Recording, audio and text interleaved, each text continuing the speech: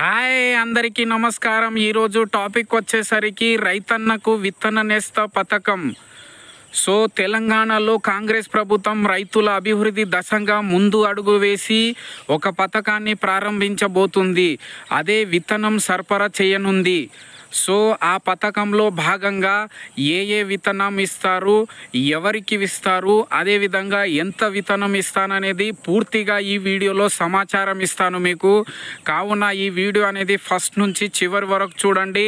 అలాగే లైక్ చేయండి, సబ్స్క్రైబ్ కూడా చేయండి. మీరు చేసే లైక్ సబ్స్క్రైబ్ వల్ల నాకు చిన్న ఇన్స్పిరేషన్స్ లభిస్తుంది.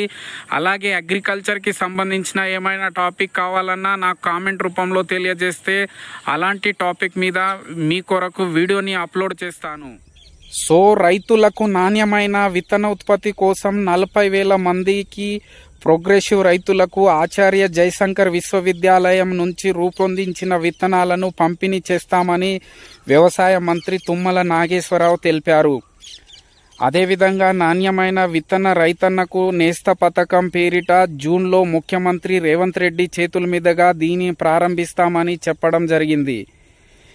వ్యవసాయ విశ్వవిద్యాలయంలో ప్రత్యక్ష పరిరక్షణలో ఉత్పత్తి చేసిన కొత్త వంగడాలలో ముఖ్యమైన గల విత్తనాలను రైతాంగానికి అందిస్తామని చెప్పడం జరిగింది. అలాగే ప్రతి గ్రామంలో 3 నుంచి 5 ప్రోగ్రెసివ్ రైతులకు ఎంపిక చేసి వారికి వరి, కంది, పెసర, మినుము, జొన్న వంటి విత్తనాలను 3,000 క్వింటల్ వరకు అందిస్తామని చెప్పడం జరిగింది. తిరిగి విత్తన పంటను ఆయా గ్రామంలో ఇతర రైతులకు తక్కువ ధరలో ఇస్తామని చెప్పడం జరిగింది. దీని ద్వారా వచ్చే 3 సంవత్సరంలో రాష్ట్రంలోని రైతులందరికీ నాణ్యమైన విత్తనము అందుబాటులోకి ఉంటుందని మంత్రి వెల్లడించడం జరిగింది. ఇంతకుముందు చెప్పిన విధంగా పథకం గురించి క్లియర్గా చెప్పాను. ఏ రైతులకు ఇస్తారు, అదేవిధంగా ఎంతవరకు విత్తనం ఇస్తారు, ఏ రైతులకు ఇస్తారు అనేది చెప్పాను. అలా దాని విధంగా మనకు జూన్లో ఈ పథకం ప్రారంభిస్తారు. ప్రారంభించిన తర్వాత ప్రోగ్రెసివ్ ఉన్నటువంటి రైతులు విత్తనాన్ని తీసుకువచ్చి మీరు సాగు చేసి తద్వారా నాణ్యమైన విత్తనాన్ని పొంది ఇతర రైతులకు కూడా మీరు సరఫరా చేయొచ్చు.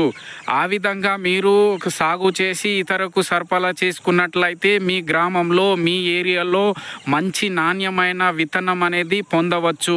ఈ విధంగా మంచి నాణ్యమైన విత్తనం ఉన్నట్లయితే మనకు అధిక దిగుబడి అనేది సాధించవచ్చు.